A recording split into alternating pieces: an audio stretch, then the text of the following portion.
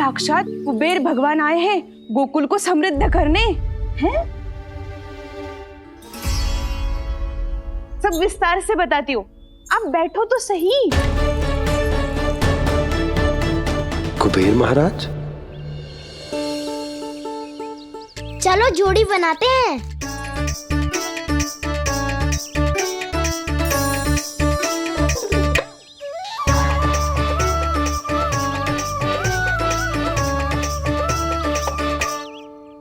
मुझे तो किसी ने ना चुनो, मैं क्या करूं? अरे सुबल, तुझे तो सबसे महत्वपूर्ण भूमिका निभानी है। जो भी उस चट्टान को छूकर तेरे पास सबसे पहले पहुंचेगा वो जीत जाएगा।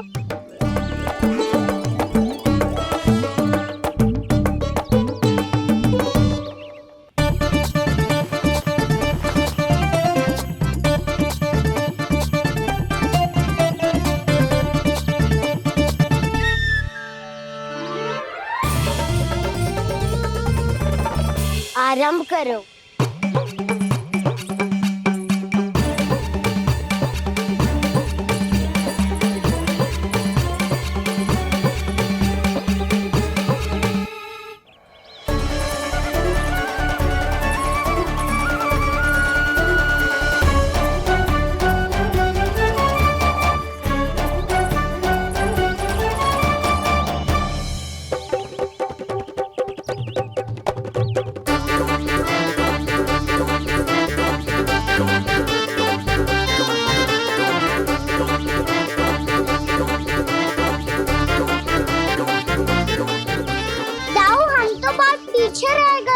चिंता मत करो कान्हा, दौड़ के आरंभ में ही सारी शक्ति लगाने से हारने की आशंका बढ़ जाती है।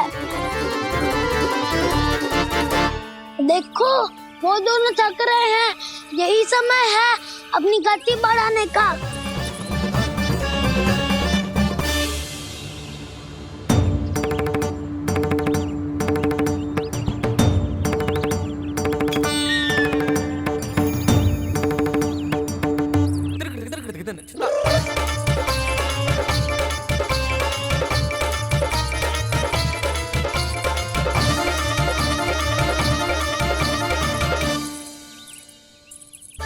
लो, हमारी जोड़ी सबसे पहले पहुंच गई। देखा मेरा बलदाव का बल।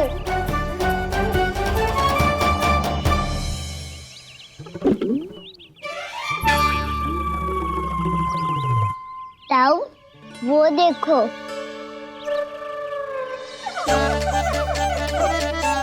मैया,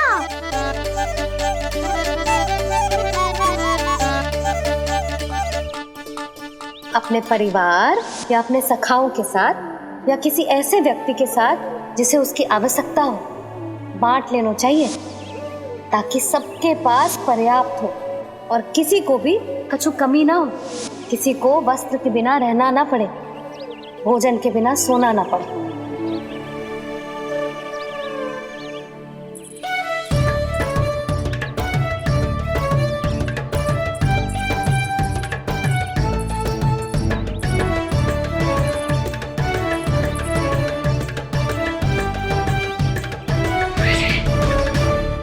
लग तो है इससे भूख लगी है।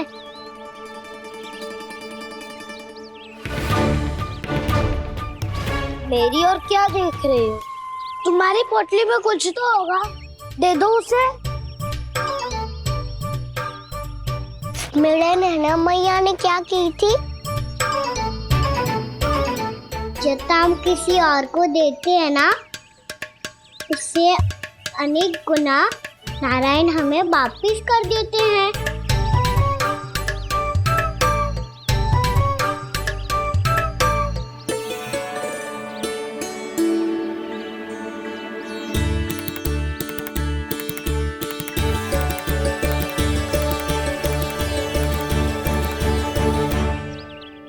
ओहो, अंतिम रोटी थी पर वो तो मैं खा गो। अब तो बस मेरे हाथ में माखन लगा रह गो है।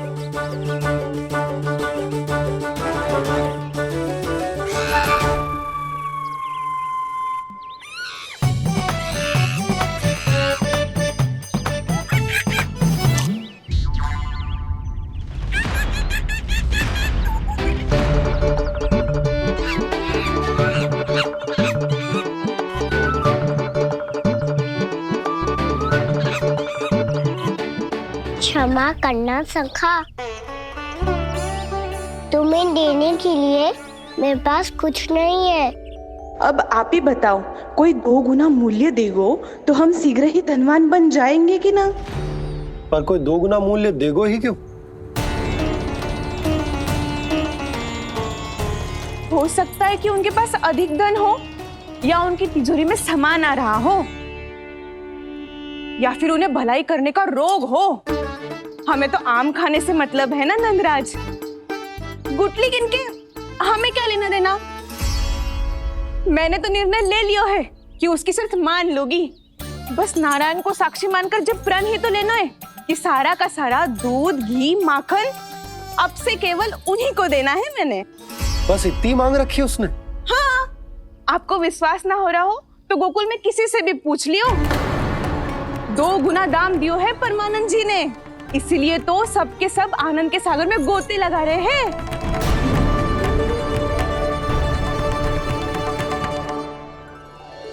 हे नारायण, सुनी है गांव वालों को 2 गुना लाभ हुआ है आज। पर मैं तो माखन बेच ही ना पाई, क्योंकि हाट जाने के लिए कोई साधन ही ना मिलो मुझे। ये नया माखन अभी अभी बनायो है मैंने। प्रतिदिन जो माखन निकालती हूँ सबसे पहले आपको चढ़ाती हूँ, ये सोचकर कि कभी तो आपकी कृपा होगी। पर जाने आपका आशीर्वाद कब मिलेगा मुझे, पर जाने कब आपका आशीर्वाद मिलेगा मुझे। यदि इस बार भी मेरा माखन बेकार हो गयो ना, तो सच्ची कह रही हूँ, कल से भोग में आपको कुछ भी ना चढ़ाऊंगी मैं। कल से भोग में आपको कुछ भी ना चढ़ाऊंगी मैं। कान्हा, मुस्कुरा क्यों रहे हो?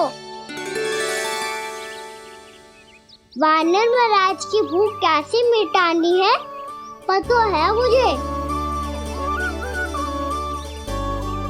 कैसे? माखन से। पर माखन कहाँ मिलेगा?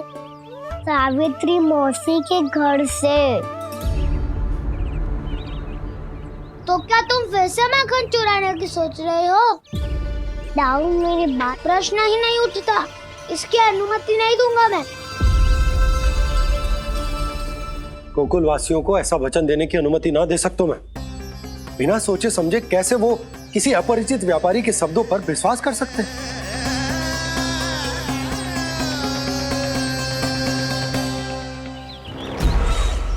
महाराज, गोकुल वासियों को अब धन के जाल जंजाल में फंसने से कोई नहीं रोक सकता। महाराज, मैं धन का ऐसा स्वाद चखा कर आया हूँ कि नंद चाहे जितना प्रयास करे, अब कोई भी गोकुल वासी उसके हित वचन सुनेगा भी नहीं। महाराज, ये बहुत गंभीर बात है, हमें सभा बुलानी होगी यशोदा। जशोदा जी, आप भी कुछ कहो ना नंदराज से। जे अधिक ही सोच रहे, इतनी चिंता करने की कोई आवश्यकता ना है। आवश्यकता तो है। वैसे तो जब कोई लोभ के जाल में फंस जाता है तो उसका बाहर निकलना असंभव है, किंतु फिर भी अपनी दृष्टि चौकन्नी रखना और कान गोकुल में होने वाली हर हलचल पर, क्योंकि मैं नहीं चाहता कि उस छलिया विष्णु अवतार का कोई भी छल मेरे मार्ग का रोड़ा बन पाए। अवश्य महाराज।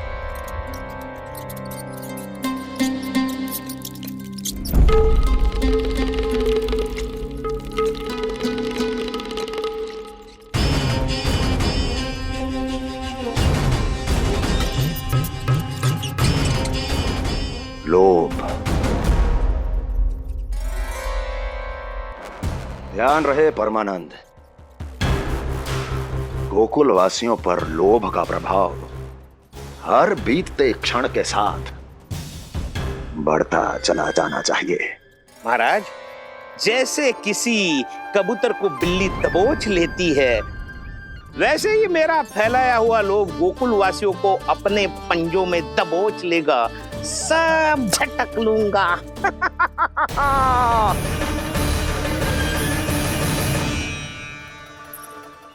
इससे पहले कि माखन पीला पड़ जाए, उसे आंच में तपाकर घी निकाल लेना चाहिए, ना तो पूरा का पूरा माखन बिगड़ जाता है।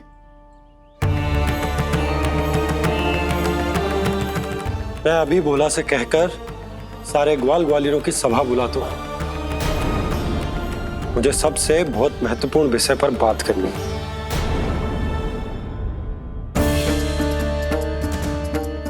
मति भ्रष्ट हो गई थी मेरी, जो यहाँ चली आई। अब कहीं ऐसा ना हो कि मेरा धनवान बनने का स्वप्न धरा का धरा रह जाए।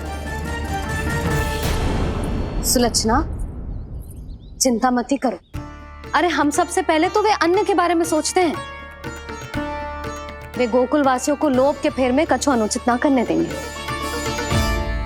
कहा ना मैंने, तुम्हें कुछ भी अनुचित करने नहीं दूंगा। दाऊ हूँ तुम्हारा। हाँ तो अनुचित बात करने देना दाऊ, पर मैं तो भलाई करना चाहता हूँ। भलाई? किसी की अनुमति या सहमति के बिना उसके यहाँ चोरी चुप के माखन खा लेना भलाई नहीं, चोरी कहलाती है।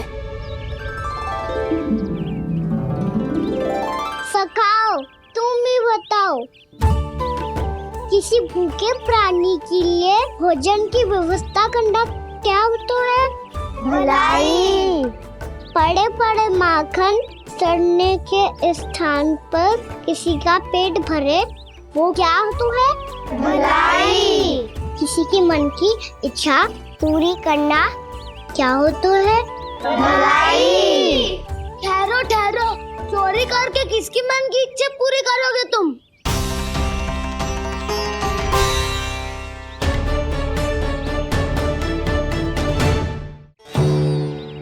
और किसकी दाऊ? स्वयं सावित्री मौसी की। वही तो चाहती है कि मैं उनके घर आऊं और ढेर सारा माखन खाऊं।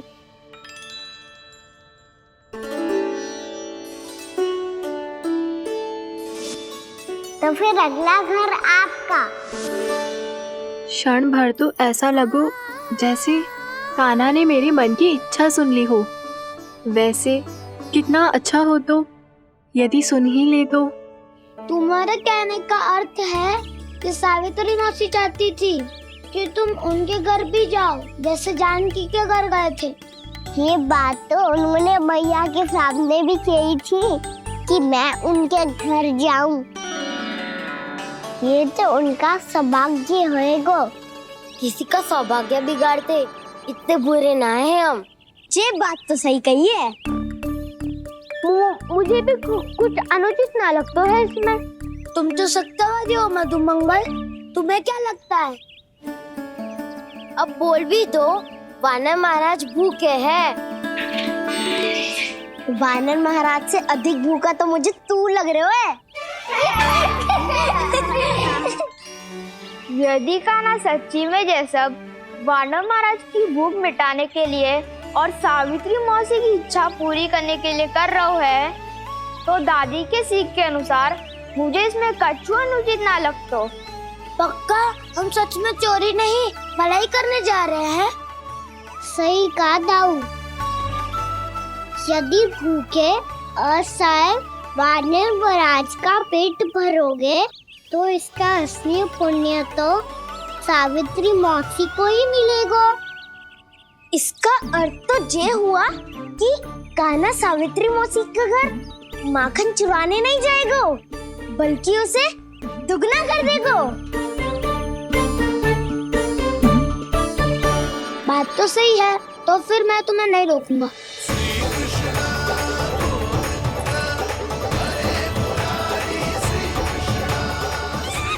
पर इस बार हम तुम्हें अकेले न जाने देंगे सखा। हाँ, हमें भी पुण्य अर्जित करना है और माखन भी।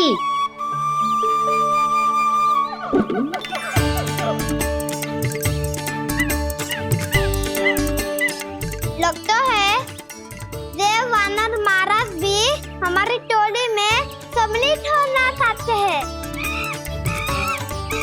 तब तो ये सबको ये कला सिखानी पड़ेगी। सही कहा सका, अच्छे काम का प्रचार प्रसार तो होना ही चाहिए ना। तो ठीक है, सिखा दूंगा। और हमारी टोली कहलाएगी शौर्य विद्या प्रसारण टोली। और कान्हा, तू बन जाइयो इसका अध्यक्ष और दाऊ बनेंगे उपाध्यक्ष। मुझे स्वीकार है। शौर्य विद्या प्रसारण टोली की जय! शौर्य विद्या प्रसारण टोली की जय! और सुनो क्या करना है और कैसे।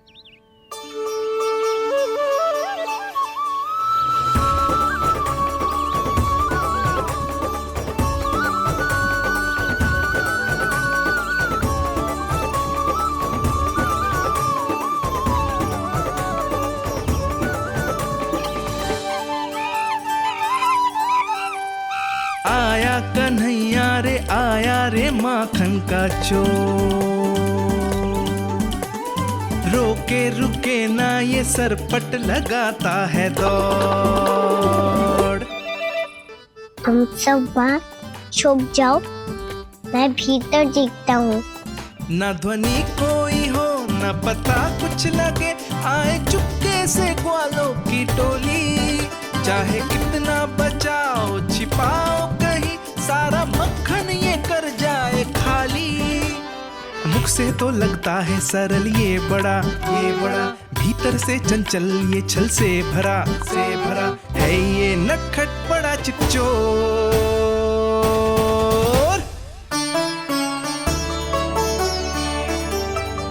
इतनी ऊपर टांग रही हो मासी।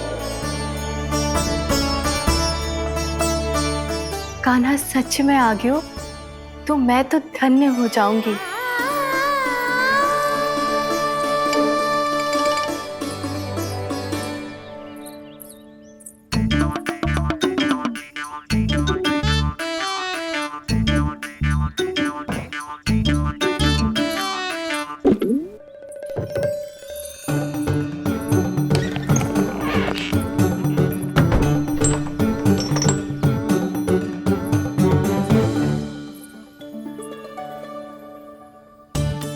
मन तो करता है सारा दूध दही माखन उसे बुलाकर अपने हाथों से खिला दूं। मुझे बुलाना भी चाहती हो और अनजाने में मेरे लिए कठिनाई भी बढ़ा रही हो। पर मेरे यहाँ क्यों आएगा कान्हा? इससे अच्छा तो यही होगा कि कल माखन बेचने के लिए कहीं से सकट का प्रबंध कर लूं।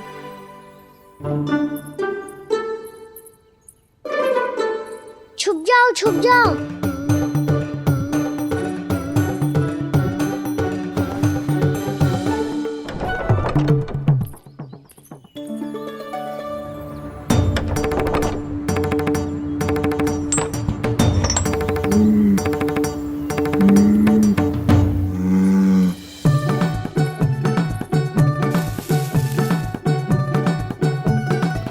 वैसे भी वो ठहरा राजकुमार, एक साधारण गोपी के यहाँ का माखन काहे खाएगो। तो भी बावली हो गई है सावित्री। कान्हा आना भी चाहे तो इतनी दूर आएगा कैसे?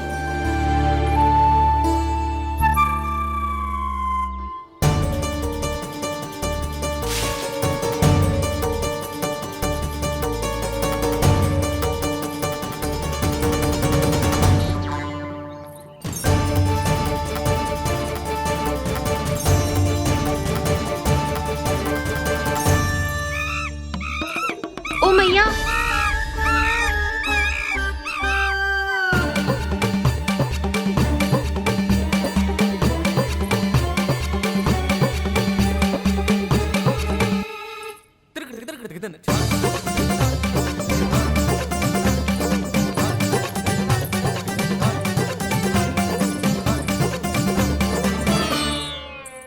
सब खड़े हो जाओ।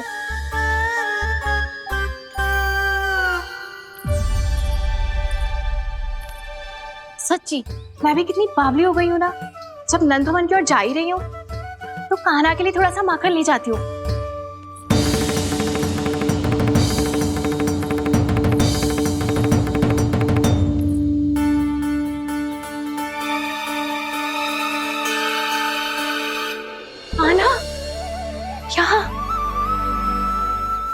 स्वप्न है या फिर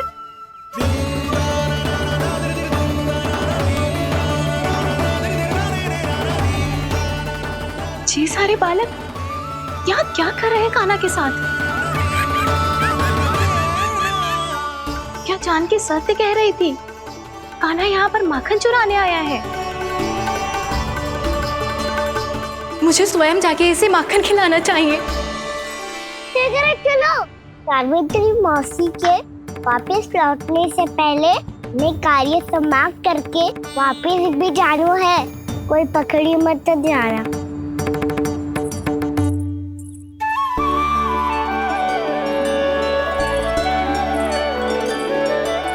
ये मुझे देख के भागो तो ना ना, ये जो कर रहा है जैसे कर रहा है मुझे करने देना चाहिए।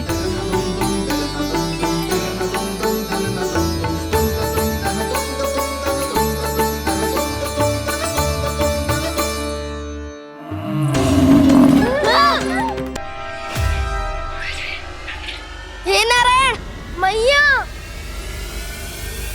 तुम सब डर क्यों गए? कोई भी तो नहीं है यहाँ।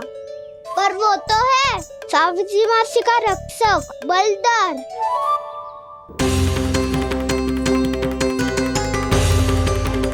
हे नारायण, मैं बलधर को भोजन देना तो भूल ही गई, और भूखे पेट तो वो हिंसक हो जाता है।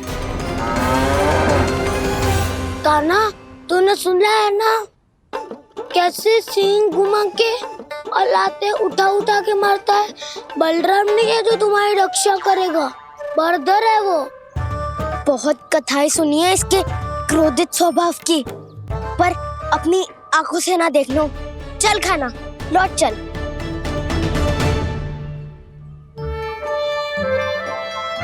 रुक जाओ, चिंता की आवश्यकता ना है। हम पे क्रोध ना करेगो ये।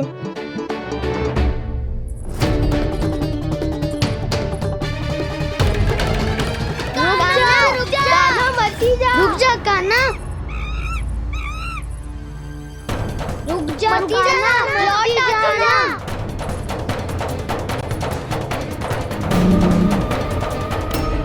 देखो कैसे स्वागत करो है।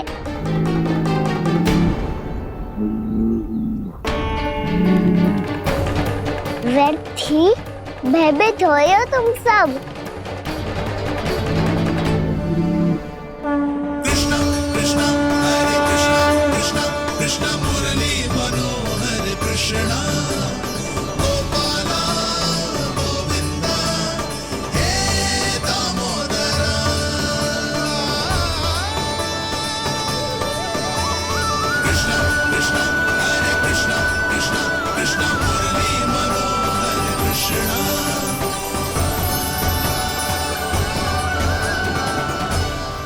बाल कृष्ण ने छुआ तो एक साधारण बैल को है माँ, पर उनके स्पर्श का अनुभव मुझे हुआ है।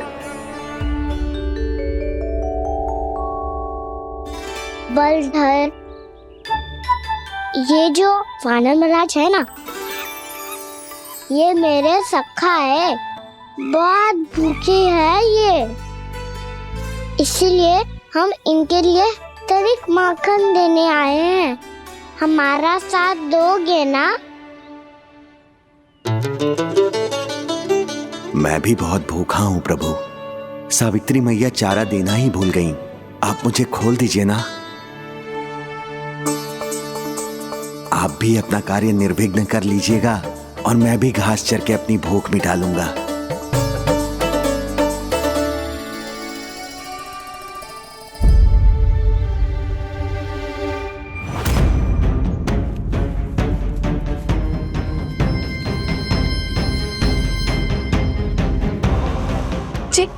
क्या कर रहे हो जी? कान्हा पावला हो गया हो क्या? मती कोल कान्हा, जे सीधा हमारी ओर आएगो और अपनी सींगों से उड़ा के चला जाएगो।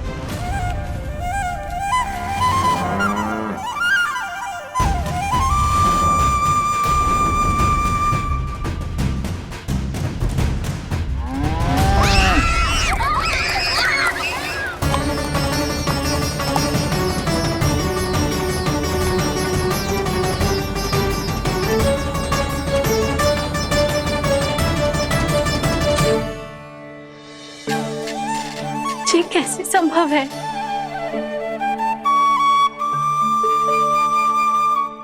अब खड़े खड़े देखते ही रहोगे? भीतर चलना है कि ना? तूने तो बलधर को भी अपनी टोली में मिला लियो का ना?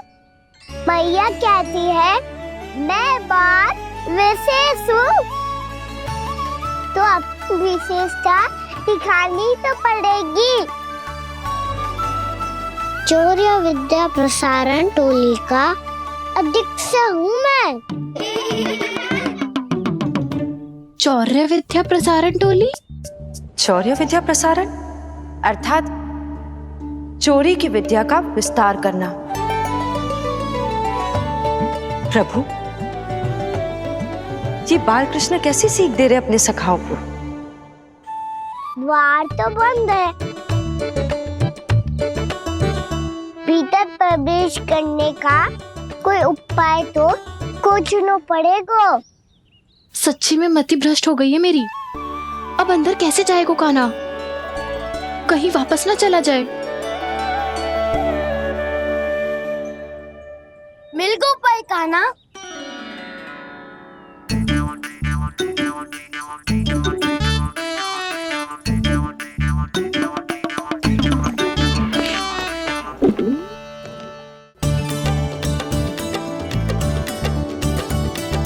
चलो भीतर प्रवेश करते हैं। रुको, सीधे प्रवेश ना करते, पहले जांच पड़ताल करते हैं कि भीतर कोई है कि ना। पर सावित्री मौसी को तो हमने बाहर जाते देखा था, और कौन हो सकता है भीतर? ऐसे बार बलदर था, वैसे भीतर कोई और हो सकता है नारायण? फिर तू ही जा, मैं ना जाऊंगा भीतर। माखन चुराना भी सरल ना है, सिर तक रहना पड़ता है। माता यशोदा यदि ये सब देख लें तो उनके मन को कितना दुख पहुंचेगा।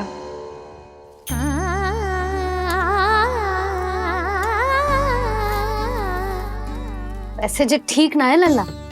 जब भूख लगती है तभी मैया की स्मृति आती है तुझे। आज खेल के इतने शीघ्र कैसे आ गो तू? देख लल्ला, मैया तेरे लिए क्या बना रही है। सूजी का हलवा। अभी भी समय है लल्ला, कछु और खाना हो तो बता दे। कान्हा तो बाहर गए खेलने, यशोदा किससे बातें कर रही? अब ऐसे मूर्ति बन के क्या खड़ा है? कछु बोलेगा भी? नंदराज जी,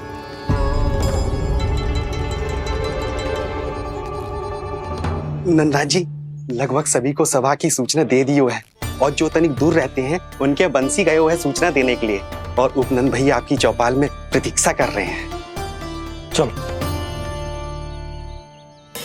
देख लल्ला, अभी क्षण भर पहले तो पीछे ही खड़ा था, कहाँ चला गया? देख लल्ला जी, लुक्का छिपी खेलने का समय ना है। चल मिलके नारायण को प्रसाद चढ़ाते हैं। कान्हा, कहाँ चला गया?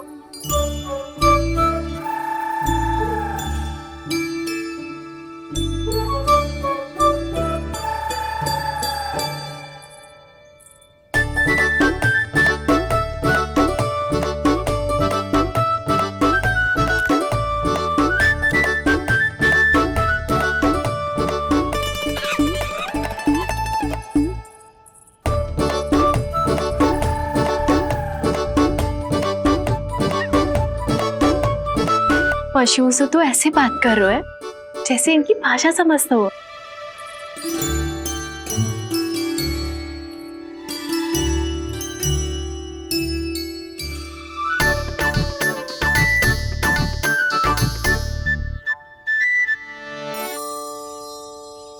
लग तो है यही रखा है सारा का सारा माखन।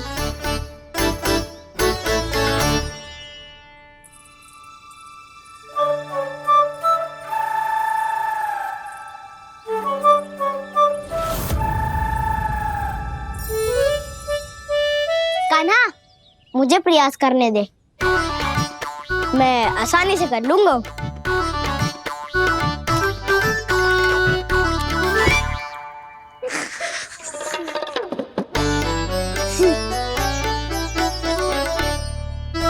सावित्री के घर की कुंडी इतनी आसानी से नहीं खुलेगी लल्ला।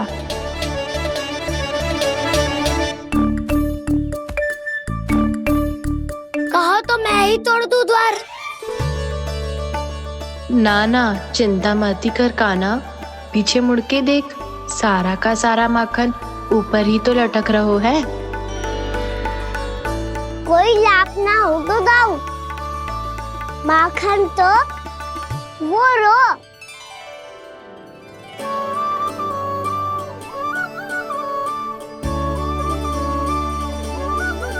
पर जे तो इतनी ऊपर है कि इसे उतारने के लिए हाथी बुलाना पड़ेगा। तो क्या अब हमें माखन ना मिलेगा?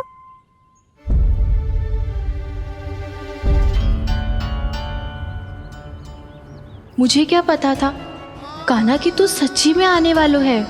ना तो मैं इतनी ऊपर लटकाती ही ना, ऊपर से चौकी भी रसोई घर में बंद है। ये तो स्वयं चाहती है कि कृष्ण इनका माखन चुरा ले। अविश्वसनीय है ये। यही तो लीला है देवी, लीलाधर श्री बाल कृष्ण की लीला, श्री बाल कृष्ण की लीला। कोई उपाय ना है कान्हा? इतनी पर्वत जितनी ऊंचाई पर तो चढ़ ना सकते हम।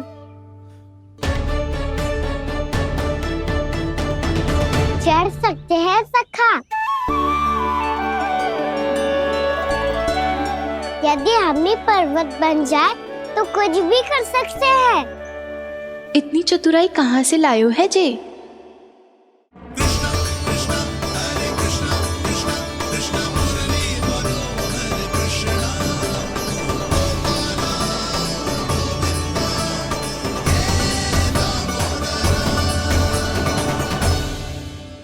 हम सबसे ऊपर कौन चढ़ेगा? नाना मैं ना करूँगा, ये संभव ही ना है, मुझसे ना हो पाएगा। मैं चढ़ूंगा सबसे ऊपर।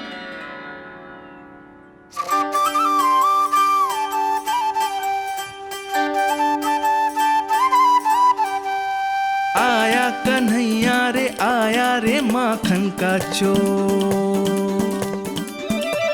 न ध्वनि कोई हो न पता कुछ लगे, आए चुपके से ग्वालों की टोली। चाहे कितना बचाओ छिपाओ कहीं, सारा मक्खन ये कर जाए खाली। मुख से तो लगता है सरल ये बड़ा, भीतर से चंचल ये छल से भरा है ये नटखट बड़ा चिच्चोर।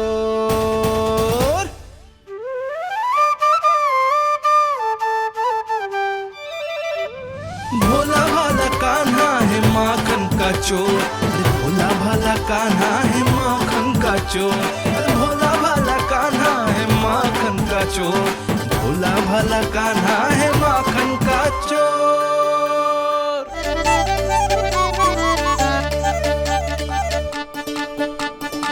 कान्हा की योजना सफल हुई, माखन मिल गयो। तैयार हो सब?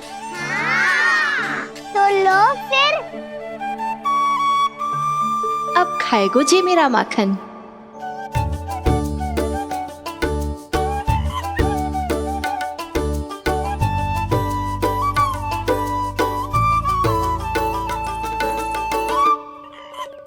वानर महाराज, सबसे पहले तो आप ही लो। हैं? जिसकी जीभ अधिक लपलपाए वही सबसे पहले माखन खाए।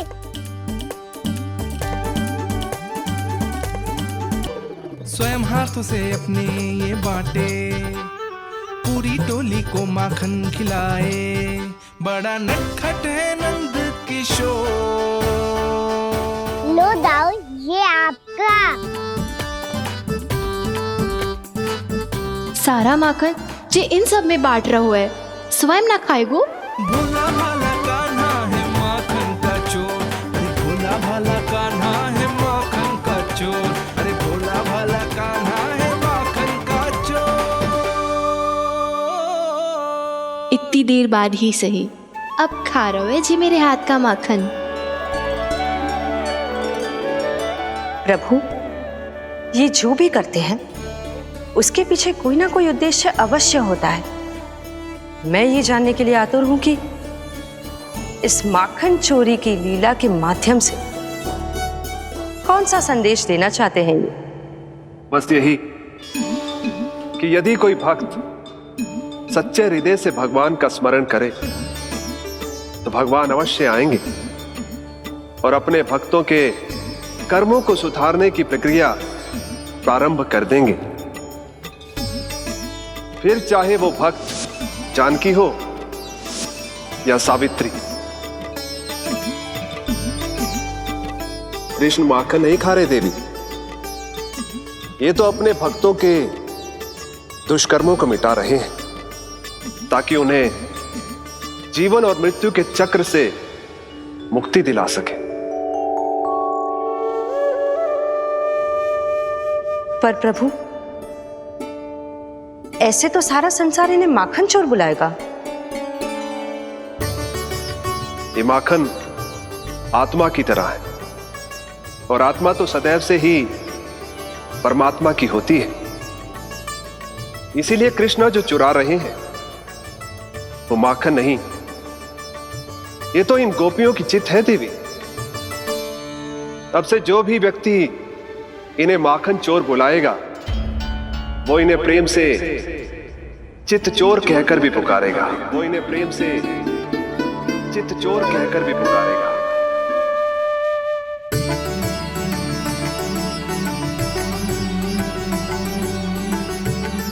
सही कहा आपने प्रभु, चित चोर तो है ये। इन्होंने केवल गोपियों का नहीं, अपनी मैया का भी चित चुराया है। कान्हा, देख लल्ला, अब सामने आ जा। लल्ला,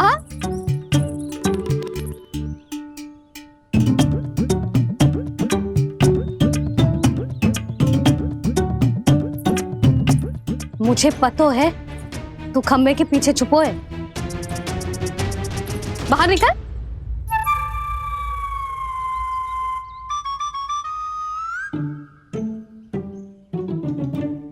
मैया,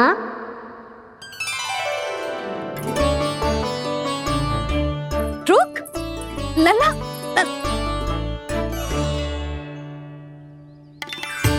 ठीक है मत आ, मैं अकेले अकेले पूजा करने जा रही हूँ।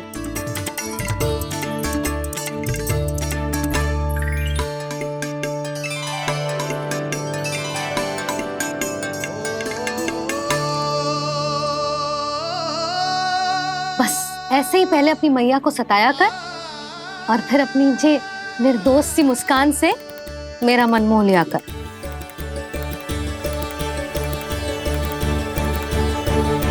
और चाहिए?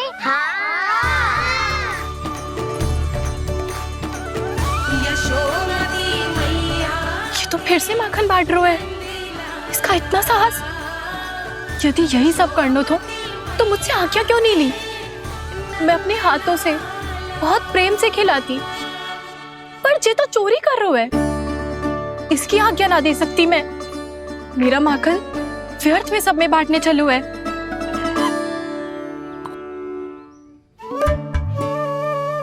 दो वानर महाराज और तनिक ले लो। सखा तो सखा, ये तो वानरों में भी बांटने लगा है। और चाहिए? नाना, नन्ना है, भैया ने क्या कही थी? लोभ बहुत भयानक राक्षस है। पर कान्हा, अभी तो गले तक ही गया है माखन। पूरी मटके चट कर गए और माखन अभी तक गले तक ही पहुंचा है। हाँ, भूख तभी मेरी भी ना मिटी है। वसंता, इसे तुम ले लो।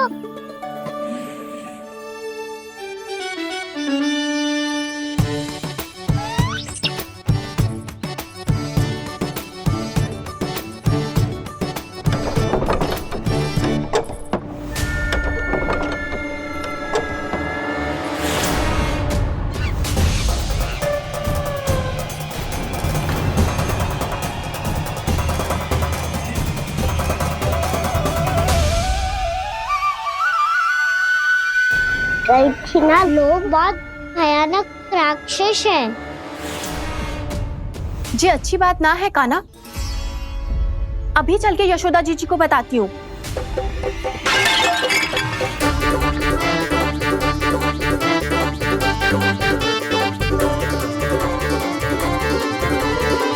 पर आप ही नहीं तो कही थी कि आप किसी को कछु ना बताती, बल्कि प्रसन्नता से खिलखिल जाती। जानकी के स्थान पर यदि कान्हा ने मेरे हाथ का माखन खाए हो तो मैं किसी को कुछ ना बताती, बल्कि प्रसन्नता से खिलखिल जाती। मैं तो मन में सोच रही थी, मुझसे बोल दिया था क्या? सच्ची बात तो ये है मौसी, ये मानव महाराज पूछे थे, इसीलिए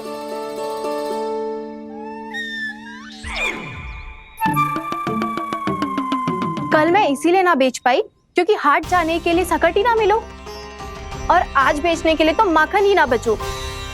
चिंता मत करो मौसी, 2 गुनों से भी अधिक मिलेगा। भूखे की भूख मिटाने का पुण्य प्राप्त किया है आपने। बस आप मैया को कछु मत बताइयो।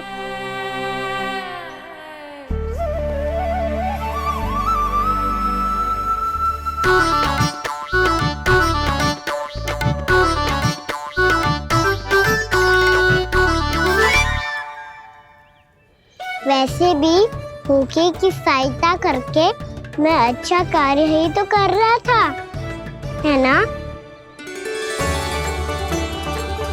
कान्हा, मौसी अब सब गए, मैं भी जाऊं? किसकी भलाई कर दे कब किस बहाने, कान्हा की लीला तो कान्हा ही जाने। भाग्यो,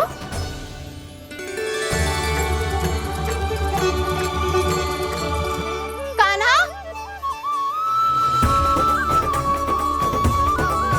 एक तो चोरी की और ऊपर से मूर्ख बना के भागो।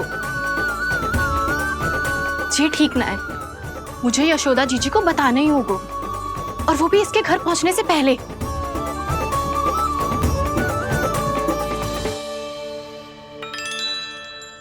अरे पल्लू मत खींच, तनिक रुक जा, दे रही हूँ, पूजा तो करने दे।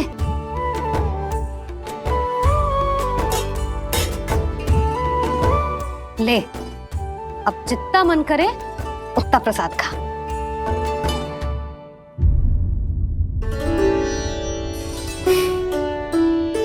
या तो मैं सच्ची बावली हो गई हूँ कि मुझे हर समय कान्हा दिखता रहता है, या फिर मेरा लल्ला कुछ अधिक ही विशेष है कि मेरे साथ ना होके भी सदैव अपनी मैया के साथ ही रहता है।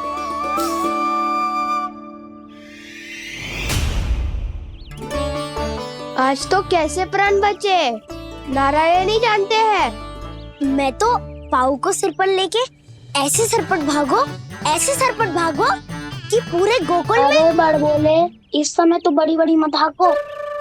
पर असली लाभ तो वानर महाराज ने उठाया है। पूरी की पूरी मटकी अकेले लेके निकल लिए। ये हमारी प्रतीक्षा कर रहा था ताकि हम माखन बांट सके। हमारे साथ ना दाऊ, उनके साथ।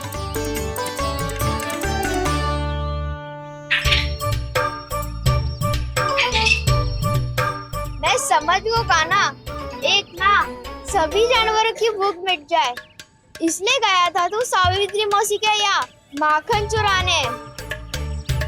इससे पहले कि वो हमारे यहाँ पहुँच जाए, हमें घर पहुँचना होगा दाऊ। चाहे कछु हो जाए, पर देरी ना होनी चाहिए। इससे पहले के बहुत समय बीत जाए, हमें ये समझना होगा कि लोभ आदमी की बुद्धि को भ्रष्ट कर देता है, हमारे सोचने समझने की क्षमता को नष्ट कर देता है। बहुत समय पहले की बात, एक साधु था। वो सुनसान घने जंगल में रहकर साधना करता था। ब्रह्म ज्ञान को प्राप्त करने ही वाला था कि अचानक से एक दिन उसे एक सुनहरी बिल्ली दिखाई थी। उसने उसे देखो तो सोचो कि ये तो बहुत सुंदर है, इसे तो मेरे पास रहना चाहिए, और उसने उस बिल्ली को अपने पास रख लिया। फिर उसने सोचो कि इसे तो दूध की आवश्यकता होगी और उसके लिए गाय की, तो उसने एक गाय भी रख ली। अब गाय को चारे की आवश्यकता होगी और चारे के लिए भूमि की। नारायण की कृपा से भूमि का प्रबंध भी हो गयो। अब भूमि को जोतनो है, चारा उगानो है, चारा काटनो है और उसे गाय को खिलानो है। गाय को खिला के उसे दूध निकालनो है और दूध निकाल के बिल्ली को पिलानो है। कार्य बढ़ गो। अब उसे लगो कि सहायता के लिए 2 जोड़ी हाथ और होने चाहिए, तो उसने विवाह भी कर लियो। कुछ समय बीतो और संतान हो गई और उसे एक बड़े घर की आवश्यकता अनुभव हुई। इसी प्रकार धीरे धीरे लोभ ने उसे अपनी छाया में ले लिया और वो नारायण की साधना कर ब्रह्म ज्ञान को पाने के अपने परम लक्ष्य को भूल गो। फिर अनेक वर्ष बीतने के पश्चात उसकी अपने गुरु से भेंट हुई। पहले तो उन्होंने उसे पहचाना नहीं, और पहचानो तो उनने कही कि एक बार, बस एक बार अपने कर्तव्य से भटका था तू, और देख कैसे देखते ही देखते लोभ के जंजाल में गहरे ही गहरे धंसता चला गया। सोचो, कहीं उस व्यापारी को धन के लोभ में अपना वचन देकर आप सब भी जे ही भूल तो ना करने जा रहे। परिवार, घर द्वार, भोजन, सुख शांति, जीने के लिए आवश्यक जिस सब कुछ तो है आपके पास। इसीलिए मुझे चिंता हो रही कि जिस प्रकार उस साधु ने ब्रह्म ज्ञान प्राप्ति का अवसर गवा दिया था, आप सब भी इस लोभ में आकर अपना सुख चैन ना गवा दो।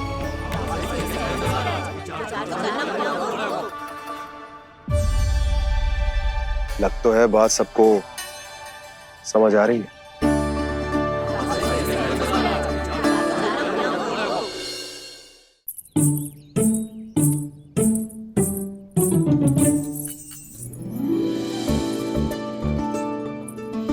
भाभी आसानी से ना मिलने देंगी कान्हा से, पर उसे देखे बिना रहा भी तो ना जा रहे हो मुझसे।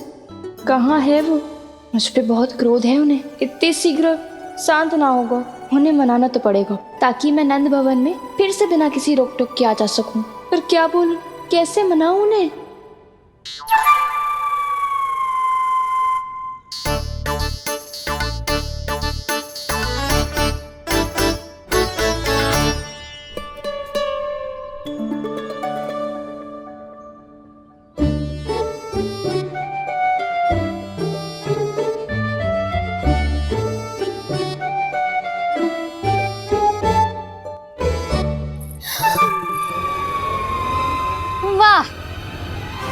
जिसने मेरे लल्ला पर चोरी का आरोप लगायो, वो ही आज मेरे घर में चोरी चोरी प्रवेश कर रही है। नाना भाभी, ऐसी कोई बात ना है, मैं तो बस ये देखने आई थी कि जसोदा भाभी का क्रोध शांत हुआ कि ना? सुन ले जानकी, मेरा क्रोध उसी दिन शांत होगा जिस दिन तू सारी गोपियों के सामने मेरे कान्हा पर लगाया आरोप वापस लेगी। चोरी करेगा तो आरोप ही लगेगा ना जीजी। फिर से आरोप? सावित्री, तू भी? कल तक मुझे ये थोड़ी पता था जीजी कि आपका कान्हा सच्ची में माखन चोरी में पारंगत है। आशा करता हूं कि आप सभी को नंदराज का विचार और संदेश सही से समझ आगो होगो।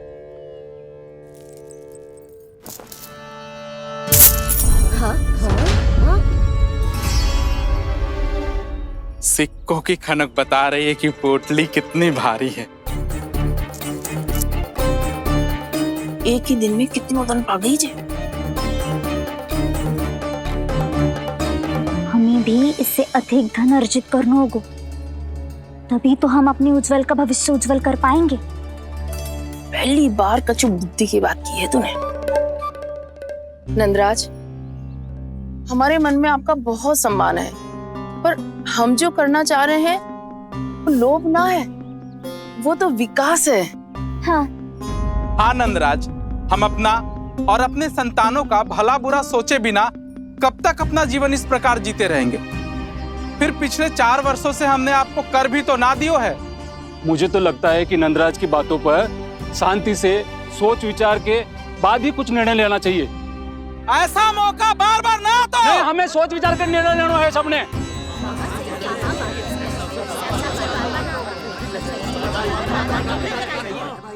चोरी में पारंगत? हाँ जीजी, उसने टोली बनाई है और उसका नाम भी रखा है चौर्य विद्या प्रसारण टोली, और आपका कान्हा उसका अध्यक्ष है। अच्छा, तो कान्हा पूरी टोली लेकर आया था चोरी करने तेरे घर? और नहीं तो क्या। पर एक बात बताऊं जीजी, मेरे बलदर को देखकर किसी का साहस ना हुआ भीतर जाने का, पर आपका कान्हा इतना साहसी है कि बिना भयभीत हुए इतने भयंकर बैल के निकट चले गए। सच्ची? और तेरे रक्षक बैल ने कुछ ना किया उसे? है ना अचरज की बात। क्रोध के स्थान पर वो तो उसके सामने ऐसे झुको जैसे कि प्रणाम कर रहा है? और जीजी, आपका कान्हा साहसी ही ना, बहुत चतुर भी है। मैंने मटकियां बहुत ऊपर लटकाई थी, पर बताओ कि बिना चौकी के मटकी को नीचे उतारने का उपाय किसने ढूंढा? किसने? आपके चतुर कान्हा ने। उसने अपने सखाओं को पर्वत बनायो और एक पक्के सेनापति की तरह बिना भयभीत हुए उनके ऊपर चढ़ गयो और मटकियां उतारने लगो, और एक ही ना, तीनों की तीनों मटकियां उतार ली। तीनों? हाँ जीजी, और वो इतना दयालु है कि पहले एक मटकी का माखन सब में बांट दियो, और फिर बची हुई 2 मटकियों में से एक मटकी अपने सखाओं को दे दी, और फिर दूसरी मटकी एक भूखे वानर को दे दी। और फिर जब मैं उसके सामने जाके प्रश्न करने लगी तो उसने मुझे अपने तर्कों के जाल में उलझाया और बड़ी आसानी से सिद्ध कर दिया कि वो तो परोपकार कर रहा था। मैं तो देखती ही रह गई, और शब्द तो ऐसे झड़ते हैं मुंह से जैसे कि फूल। रुक जा सावित्री, पहले तू ये निर्णय ले ले कि तू मेरे लल्ला का गुणगान करने आई है कि उसकी निंदा करने?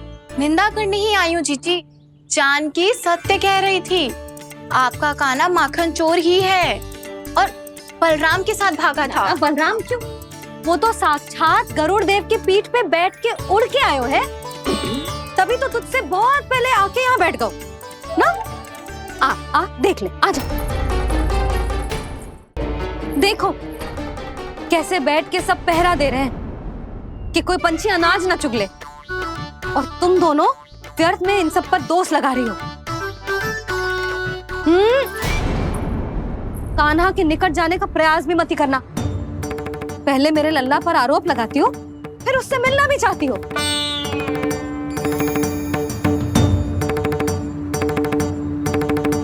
पर जीजी चोरी? अरे उसे तो चोरी का अर्थ भी ना पता होगा। तुम दोनों को नारायण का भय भी ना है क्या? हाँ, मेरे लल्ला पर आरोप लगाने से पहले तुम दोनों को लज्जा ना आए? हे नारायण, अब आप ही बताओ मैं क्या करूं।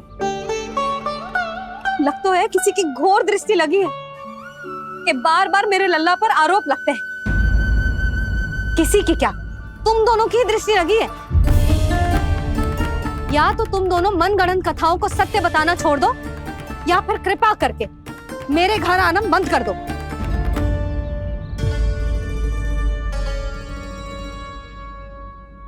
अब दोनों मुंह क्या ताक रही हो? हाँ, जाओ यहां से। और तुम दोनों नंद जी की सभा में क्यों ना गई? हाँ?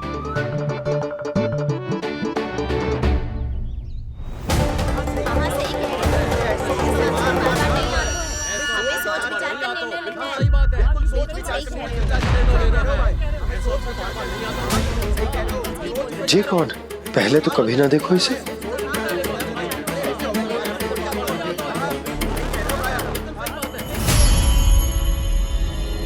कहाँ को?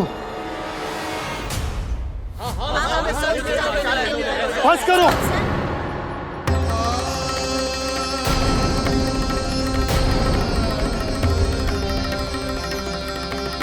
मेरी आंखों के सामने मैं गोकुल में इस तरह फूट पड़ते ना देख सकता।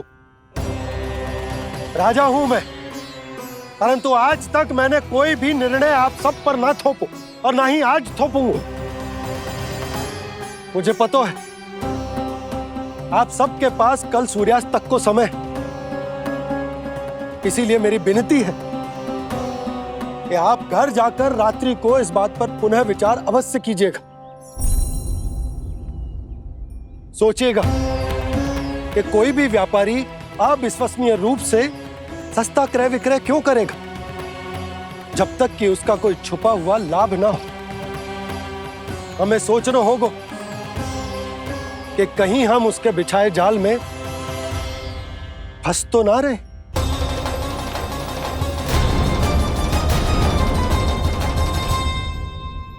बच गए भैया, जैसे तैसे ही सही, पर समय से पहले पहुंच ही गए हो। सावित्री मौसी तनिक सी बात को इतना बड़ा चढ़ा के बोल रही थी जितना उज्जवल भी ना बोलतो।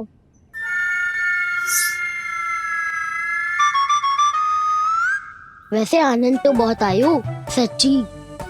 हाँ, बेहतर लगा तो माखन भी तो मिल लो और परोपकार भी होगा।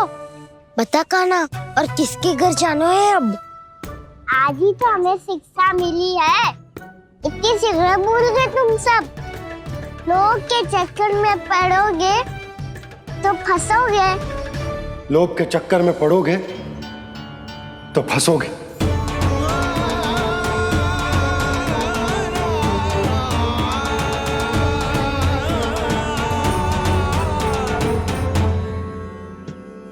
चोर चोर कह रही है मेरे निर्दोष से बालक को। अब तो इन दोनों ने अति ही कर दी है।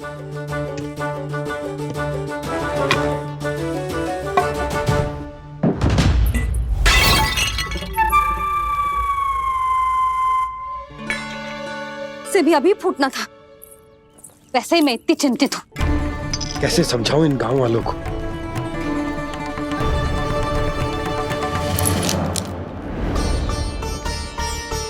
कोई समझने को तैयार ही ना है। लगता है सबकी बुद्धि भ्रष्ट हो गई है। सही कह रही हो यशोदा तुम। मुझे तो लगता है कि सोचना समझना ही छोड़ दिया सबने। अनेकों तर्क देके समझा दियो, सिद्ध कर दियो, पर इनकी मोटी बुद्धि में कछु आता ही ना है। यशोदा तुम तो तर्क की कह रही हो, मैंने तो उदाहरण देकर समझाने को प्रयास किया, पर अपनी बुद्धि के आगे कछु ना समझ में आ रहा इन गांव वालों को। क्या सारे के सारे गांव वाले मेरे लल्ला पर आरोप लगा रहे हैं? जी क्या कह रही हो तुम? मैं तो गांव वालों की बात कर रहा हूं जो नारायण के नाम पर वचन देकर उस अपरिचित व्यापारी को अपने दूध दही घी माखन सब देने को तैयार है। लो कर लो बात। मैं गोपियों की बात कर रही हूँ जो लल्ला पर माखन चोरी का आरोप लगा रही हूँ। और आज तो सावित्री ने भी लल्ला को माखन चोर कह के पुकारो है।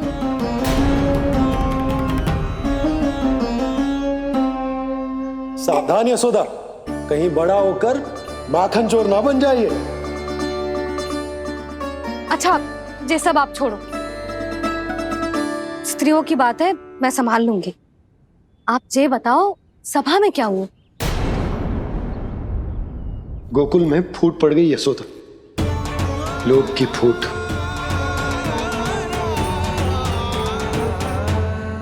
अरे रुको रुको रुको, व्यापारी जी रुकिए रुकिए। नंदराज ने प्रयास तो बहुत किया था व्यापारी जी, पर कुछ व्यक्तियों को छोड़ करके किसी के कान पे जूं तक नहीं रेंगी। इसका अर्थ फूट पड़ चुकी है लोभ की वजह से। बहुत ही शुभ समाचार लाए हो गुप्तचर। अब शीघ्र ही दिखेगा लोभ का चमत्कार।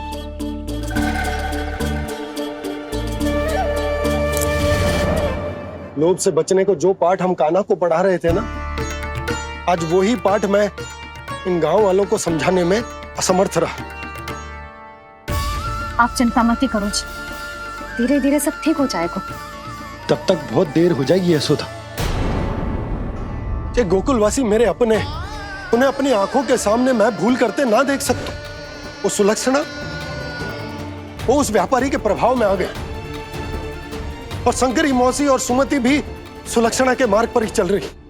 कान खोल के सुन ले बहू, आज से घर में दूध पीनो बंद, दही खानो बंद और माखन तो बिल्कुल न खानो। पर मैया, पर किंतु परंतु कुछ ना सुननो मुझे। सुलक्षणा की जैसे धनवान बननो है कि ना?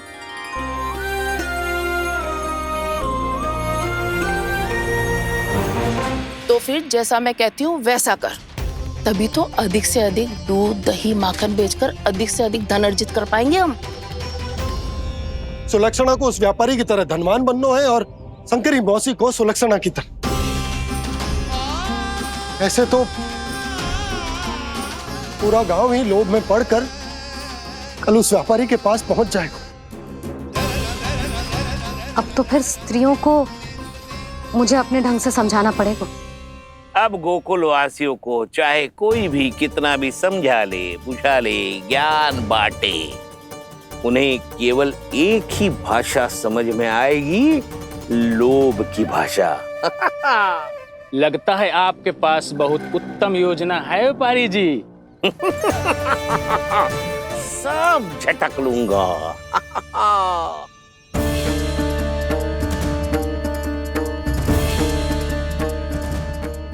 आपको क्या लगता है प्रभु, मैया के समझाने से गोपियाँ समझेंगी?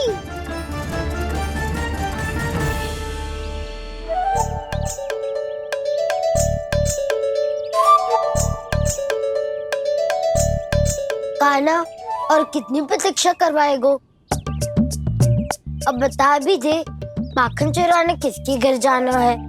इतना आसान ना है निर्णय करना, समय लगता है, सोच विचार करना पड़ता है। पर ये निर्णय किया कैसे जाए पता है मुझे। लगता है ये निर्णय करना पड़ेगा कि बचना कैसे है।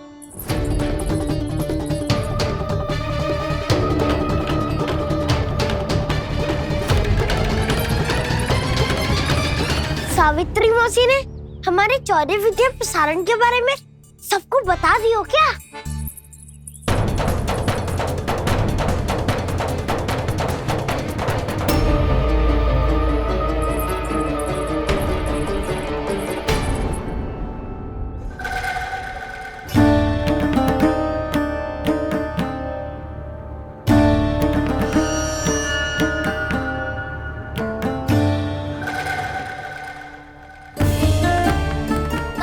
शीघ्र आओ, छोटी माँ बुला रही है।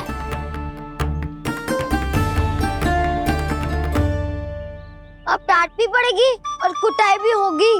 चौर्य विद्या प्रसारण कल ही आरंभ हुआ था और आज ही समाप्त हो जाएगा।